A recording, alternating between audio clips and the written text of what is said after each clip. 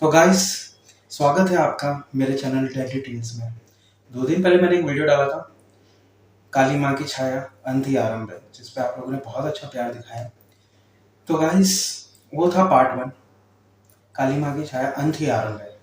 और अब मैं लेके आया हूँ पार्ट 2। इस पार्ट 2 का नाम होने वाला है काली माँ की छाया मुक्ति या फिर सजा। तो गाइस, पहले पार्ट में जो हमारा हीरो था विक्रम, उसकी डेथ हो चुकी थी।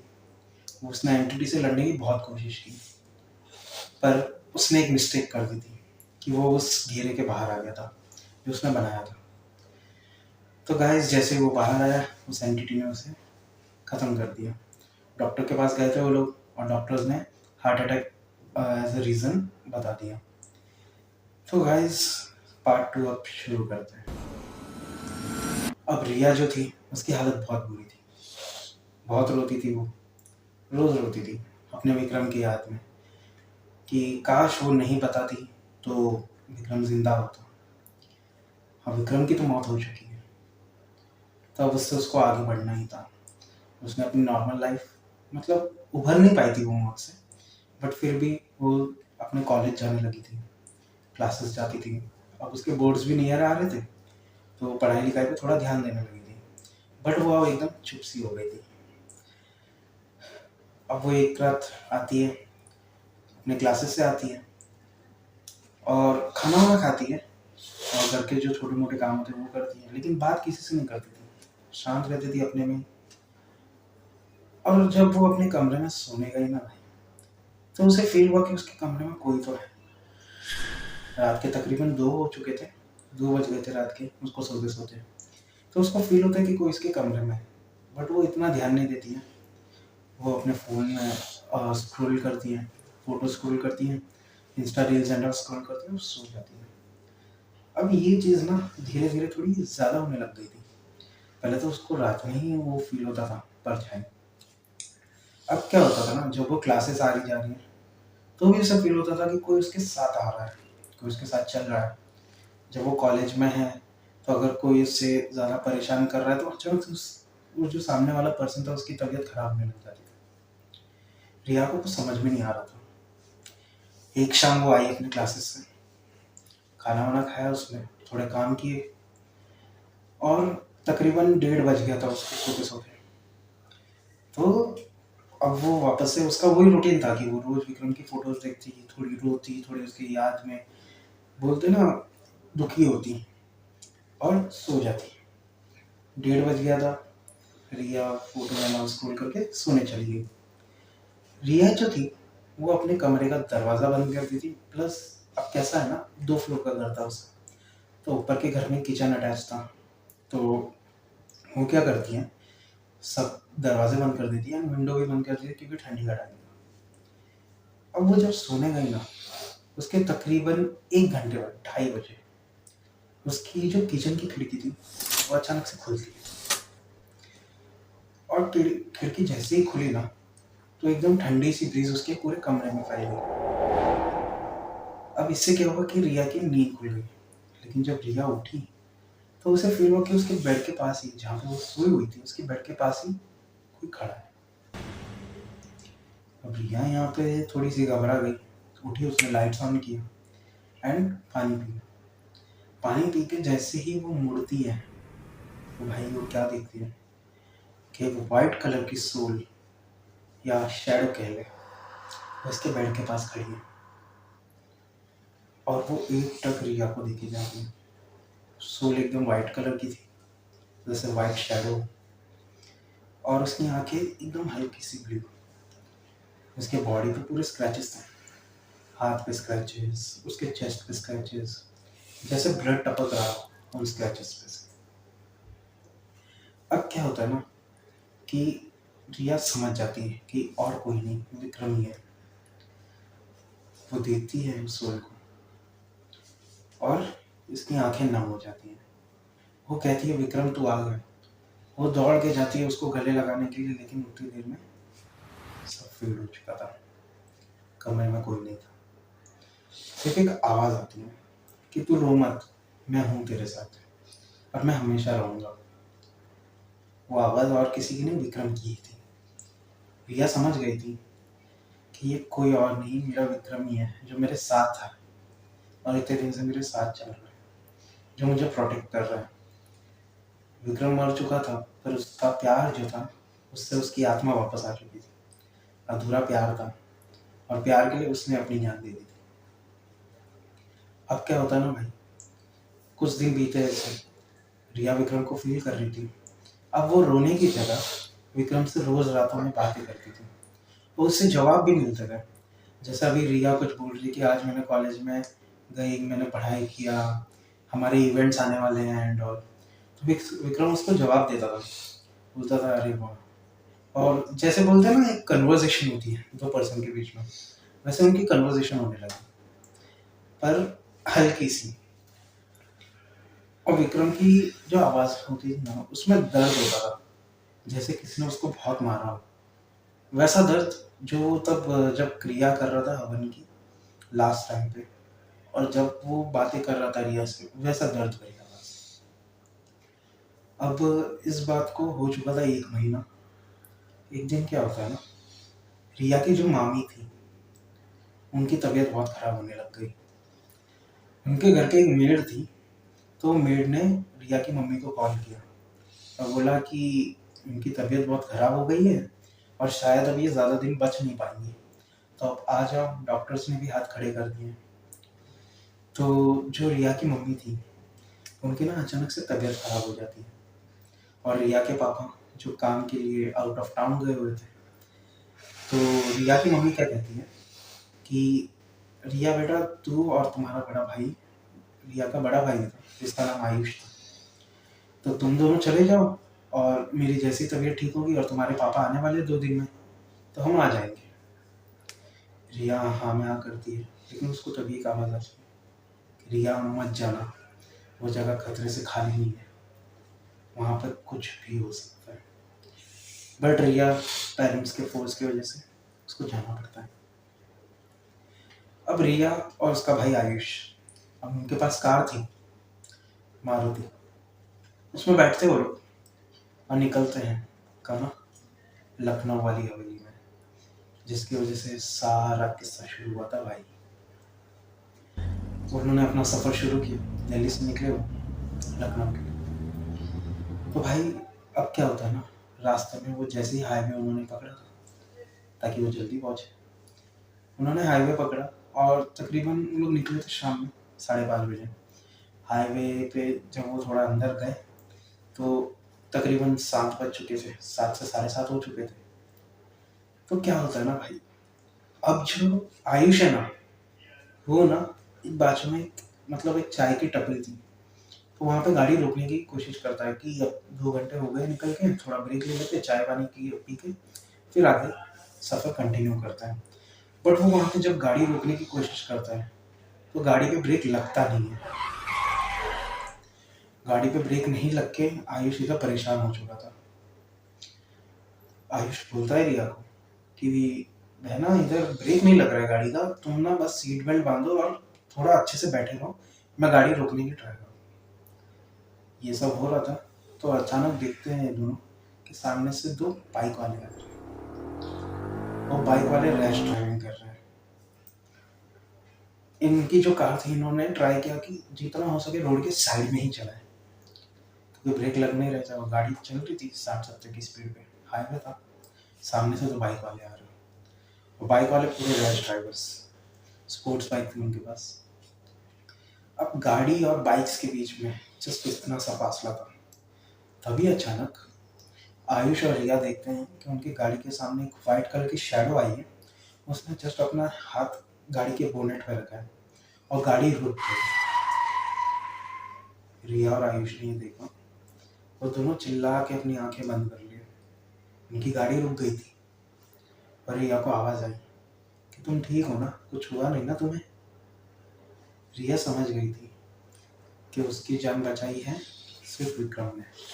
आयुष और रिया बाहर निकलते हैं, गाड़ी को देखते हैं, वो दोनों बाइकर्स निकल चुके थे, पास हो चुके थे, और आयुष भी देखा था उस समय।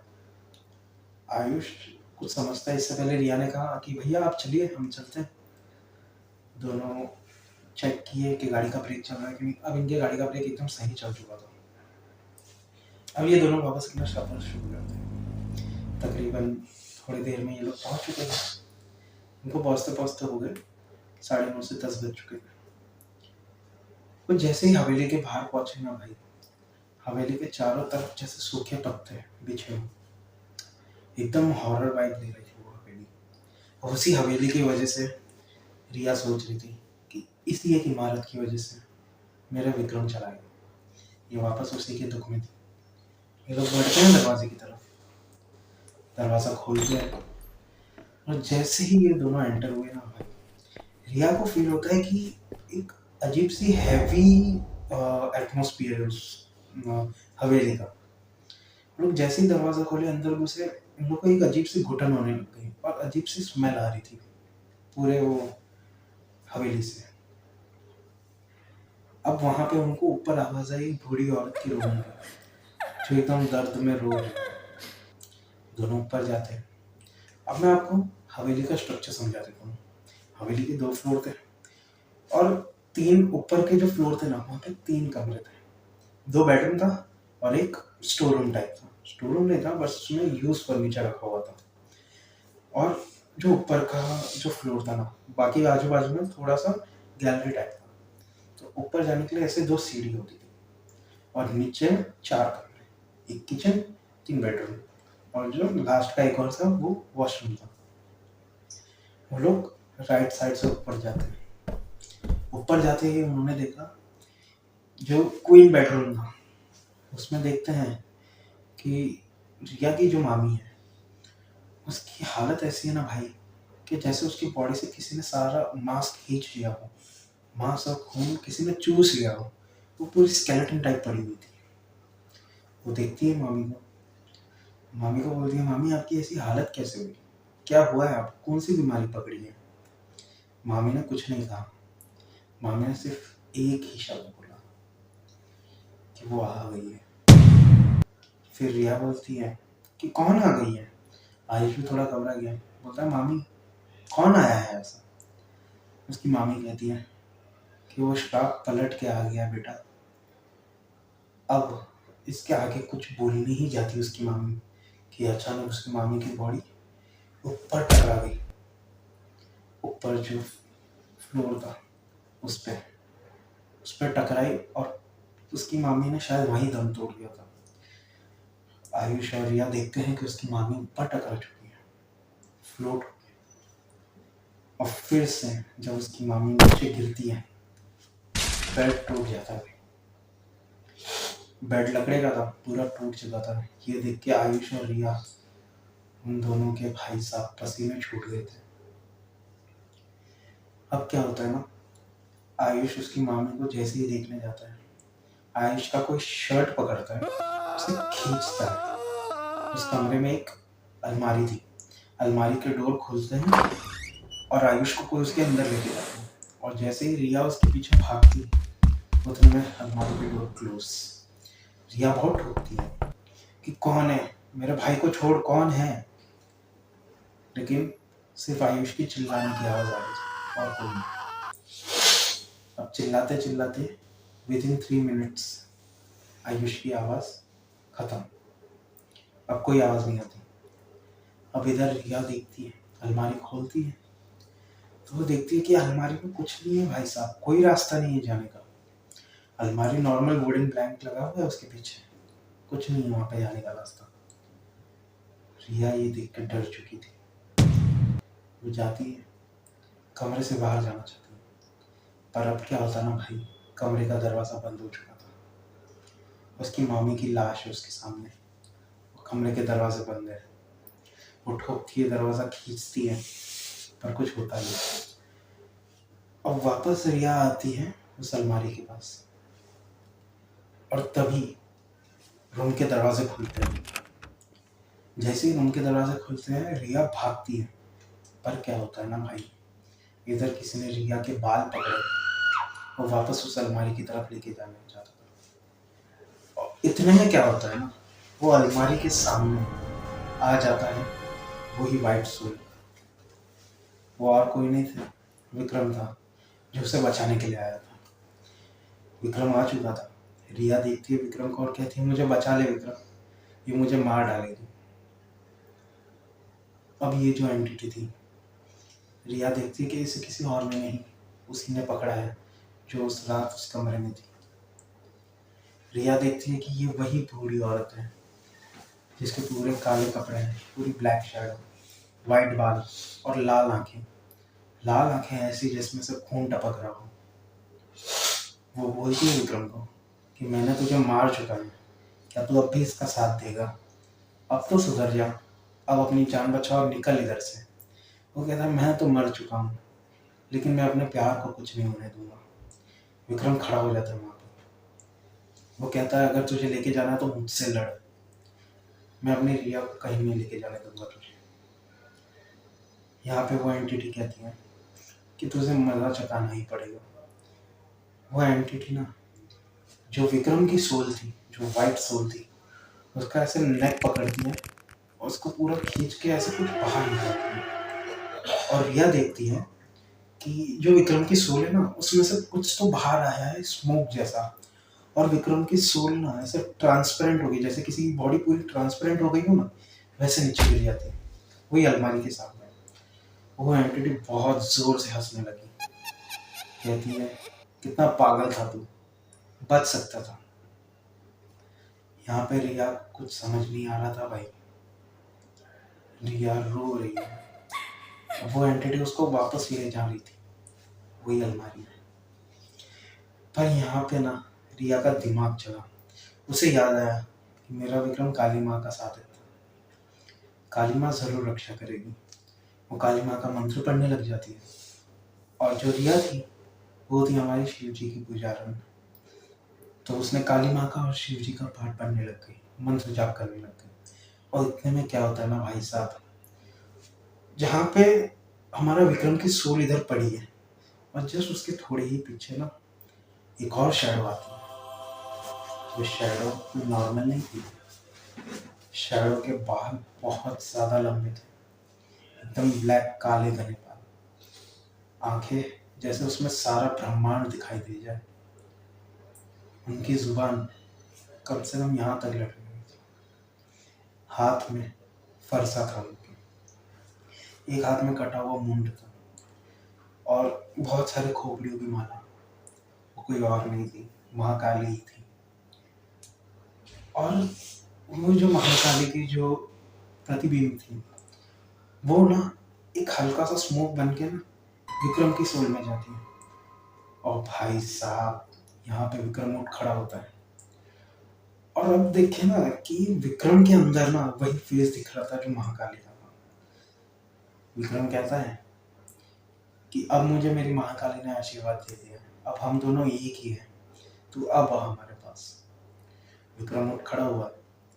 रिया उसको देख के उसकी आंखों में एक अलग ही चमक है। अब विक्रम के जो सारे घाव थे, वो सब धीरे धीरे हटने लग गए थे, जो उसकी सोल पे थे।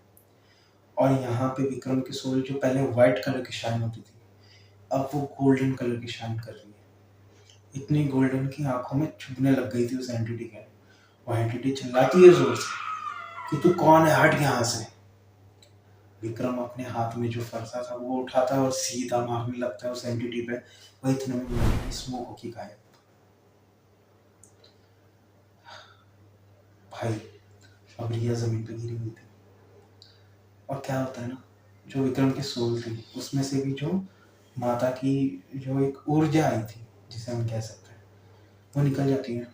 और विक्रम के शरीर पे थोड़े बहुत कट्स रह जाते हैं, थोड़े बहुत तो हील हो गए थे, पर अभी भी वार थे उसकी बॉडी पे। वो रिया को बोलता है कि रिया तुम ठीक हो। रिया उठती है।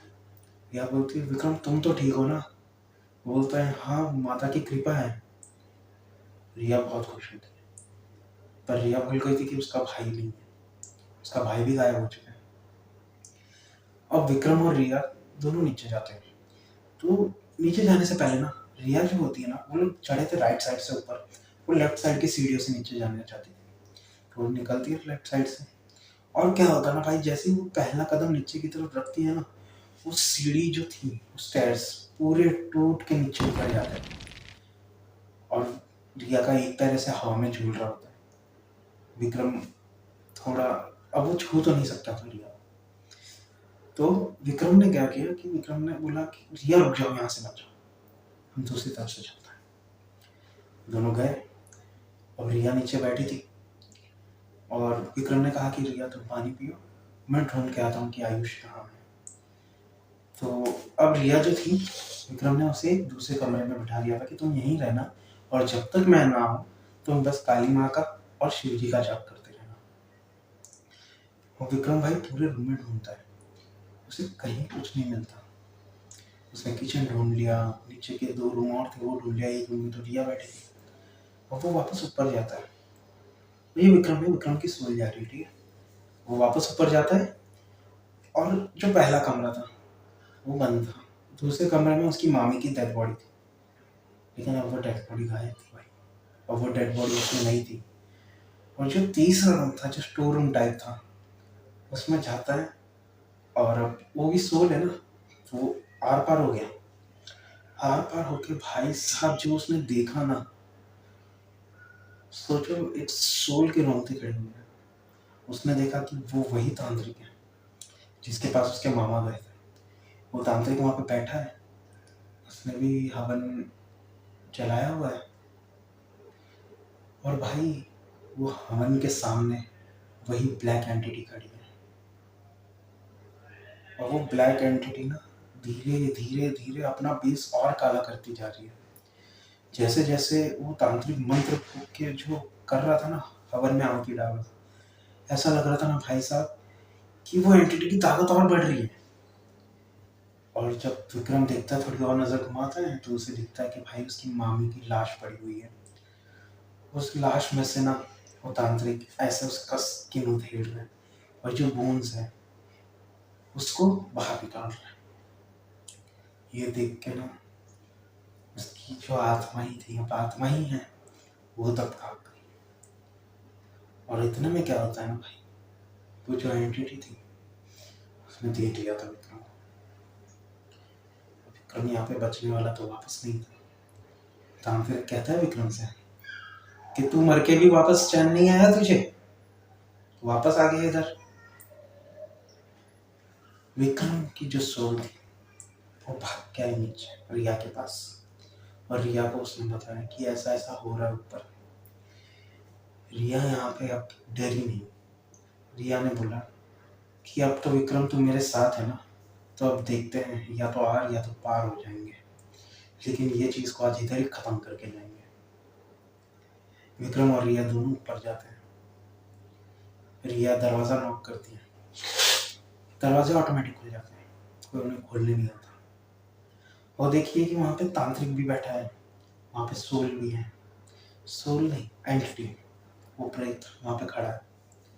और उसकी मामी की डेड बॉडी, जिनकी अभी हाफ बॉडी नहीं थी, सिर्फ वो जो हल्की सी स्किन थी वो बची थी, बोन्स गायब थे। और वो देखिए कि तांत्रिक धीरे धीरे जैसे मंत्र फूक रहा है ना, और जैसे जैसे वो बोन्स का स्ट्रक्चर बना रहा है, वैसे ही यहाँ पे एंटिटी थोड़ी और स्ट्रांग हो रही है। मानो कि जो उसकी मामी की जो बॉडी थी, उससे ये इस एंटिटी को वापस और पावर दे रहा है। जितना उस बॉडी से वो निकाल रहा है बोन्स, इतना इधर एंटिटी की पावर और बढ़ती जा रही है। और यही कुछ आधी क्रिया हुई थी और विक्रम और रिया पहुंच गए ऊपर। रिया देखती है एंटिटी को, वो अब पहले से ज्यादा डरावनी दिखने लग गई। उसकी शक्ल देख के तो एक नॉर्मल ह्यूमन तो वहां पे बेहोश हो जाए। रिया ने हिम्मत रखी, विक्रम उसके पीछे ही था। रिया ने तांत्रिक के ऊपर ना बाजू में एक फ्लावर वास था, वो फेंक के मारा। और जैसे ही फेंक के मारती है ना भाई, वो फ्लावर वास ना उस तांत्रिक के गले पे लगता है, उसके मंत्र उच्चारण ना रुक जाते हैं। वो एंटिटी एकदम ज्यादा, बहुत ज्यादा आक्रामक हो चुकी थी। एकदम गुस्से में कहती है, ये तूने क्या किया पागल लड़की, अब इसका हर्जाना तो तुझे भरना पड़ेगा। यहाँ पे विक्रम ने कहा कि अब तो मैं तुझसे लड़ूंगा। और जो तांत्रिक था ना भाई, उसके इधर लगा था, तो वो मूर्छित हो चुका था, मतलब इतना ज्यादा उसमें होश नहीं था, बेहोशी की हालत में था। और बेहोशी की हालत में भी जब पड़ा हुआ था ना, तो वो मंत्र कुछ उच्चारण करके ना फिंगर से कुछ इशारे कर रहा था। अब क्या होता है ना कि विक्रम की सोल को वो जो बुरी एंटिटी थी वो कहती है कि इस बार तो मैं तुझे ऐसा झगड़ूंगी कि तू वापस कभी आ नहीं पाएगा। इधर वो एंटिटी ने सिर्फ ऐसा हाथ किया था और विक्रम की सोल पूरी ऐसे बंध गई थी, जैसे उसकी बॉडी अकड़ गई थी। दोनों हाथ पैर नीचे और पूरी उसकी बॉडी अकड़ चुकी है वापस उसकी सोल। यहाँ पे ना विक्रम कहता है रिया को कि रिया तुझे ही कुछ करना पड़ेगा, मैं तो घायल हूँ अभी भी। रिया यहाँ पे वापस महाकाली को याद करती है और शिव जी के भी मंत्र चालू होते हैं। अब भाई इधर ना वापस महाकाली प्रकट होती है और इस बार वो और ज़्यादा कहते हैं ना और एकदम आकर्षित रूप में आती है, जैसे कि जो हमारी महाकाली के फोटोज हमने देखे हैं वैसे। और इस बार कोई शैडो नहीं थी, इस बार साक्षात महाकाली दिख रही थी। वो एंटिटी थी वो मानने से रही और महाकाली की ऊर्जा वापस आती है विक्रम में।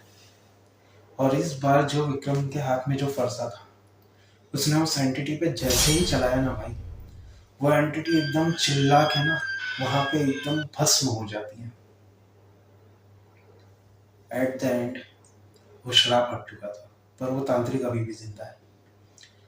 अब वो तांत्रिक कुछ भी कर सकता था। तो रिया ने क्या किया, उस तांत्रिक के दोनों हाथ पैर बांधे, उसकी जो जुबान थी ना वो ही काट दी। क्योंकि अगर वो मंत्र उच्चारण करेगा कुछ बोलेगा तभी तो वो एंटिटी को बुला पाएगा। पर तांत्रिक लोग बहुत शाणे होते हैं ना कि कोई भी तरीका ढूंढ लेते हैं। तो उसने उसकी आंखें भी फोड़ दी रिया ने, दोनों फिंगर्स ली और आंखें में तब तक ऐसे घुपाई रखी जब तक उसकी आंखों में से खून ना आ जाए। लेकिन यहाँ पे जो विक्रम की सूझ थी उसमें काली माँ आ चुकी थी, तो वो शांत होने से रही। उसके हाथ में जो फरसा था उसने एक ही बार चलाया और उस तांत्रिक की गर्दन काट दी भाई। वो तांत्रिक की बॉडी अब बॉडी नहीं रही थी, वो पूरी एशेस हो चुकी थी।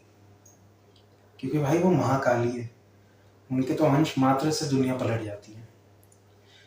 अब वो लोग देखते हैं कि उसकी मामी की बॉडी वहां पे पड़ी है, जिसकी आधी बॉडी तो गायब भी हो चुकी है। वो क्या करते हैं, उनकी मामी को वैसे ही छोड़ते हैं, वो कमरे से बाहर निकलते हैं। और भाई वो लोग देखते हैं ना कि जो हवेली है ना उसके नीचे से उसका भाई आयुष आ रहा है चिल्लाते हुए कि दीदी बचा लो मुझे, दीदी वो मार देगी मुझे। वो आता है अपनी बहन से गले लगता है। भले यहाँ पे आयुष बड़ा था पर उसने हमेशा रिया के ना अंडर रह के ये सब किया था। और जब वो डर गया था तो उसके मुंह से भी दीदी ही निकला। तो रिया कहती है उसको कि भैया कुछ नहीं है, अब सब ठीक हो चुका है। और यहाँ पे ना भाई विक्रम की सोल भी ठीक हो चुकी थी। रिया ने हाथ जोड़े विक्रम की सोल के सामने, क्योंकि उसे पता था कि महाकाली आई हुई थी। तो उसने बहुत बातें की, बोलती है कि मेरी वजह से मेरा प्यार चला गया, लेकिन आपका धन्यवाद कि आप आए और इसे बचाए, हमें बचाए, हमारी परिवार को बचाए। और इतना सब कुछ बोल रही थी और रिया को बहुत चोटें भी लगी हुई थी और आयुष को भी चोट लगी हुई थी। आयुष देखता है कि वो जो गोल्डन सोल थी जिससे रिया बात कर रही है उसमें से एक रोशनी आती है और आयुष और रिया के घाव भरने लग जाते हैं भाई। उनकी जो एनर्जी ड्रेन हुई थी वो एनर्जी अब उनको वापस फील होने लगती है कि वो पहले जैसी नॉर्मल है। यहाँ पे वो जो गोल्डन सोल थी ना उसमें से दो धागे आते हैं ऐसे हाथ, जैसे विक्रम दे रहा हूँ। वो धागे ऑरेंज और हल्के से रेडिश कलर में थे और रिया समझ जाती है कि ये स्वयं माता रानी का आशीर्वाद है। वो लेती है धागे और एक आयुष को पहनाती है और एक खुद पहनती है। अब वो दोनों हवेली से निकलते हैं। उसकी मामी का अंतिम संस्कार हुआ था, उसके फैमिली वालों को उसने सब बता दिया, तांत्रिक के बारे में सब कुछ। और उसके फैमिली वाले ठीक थे, सब नॉर्मल चल रहा था। रिया को अब हमेशा तो फील नहीं होती थी उसकी सोल, क्योंकि एंड में जाते जाते विक्रम ने कहा था कि अब मैं चलता हूँ रिया, अब तुझे तो मैंने बचा लिया इन सब से, लेकिन वो जो एंटिटी थी उसने मुझे जकड़ के रखी थी। माता काली आई और उसने मेरा भी कहते हैं ना सोल्यूशन दे दिया। बट कुछ साल बीतते हैं, रिया की पढ़ाई पूरी होती है, पर ना भाई दिवाली के टाइम और मेनली जो फेस्टिवल्स होते हैं ना, तब भी उसको विक्रम की सोल फील होती थी। अब रिया की शादी हो चुकी थी, और जिस दिन उसकी शादी हो रही थी ना, विक्रम उसको दिखता है। विक्रम कहता है कि तू खुश है ना रिया? रिया कहती है, विक्रम मैं तुझसे ही प्यार करती हूँ, पर मुझे मेरी जिंदगी भी तो आगे बढ़ानी है। विक्रम कहता है, ठीक है तू शादी कर ले, पर मैं हमेशा तेरे साथ रहूंगा। रिया के बच्चे होते हैं, उसको एक सबसे पहले एक लड़की हुई थी, फिर एक लड़का होता है।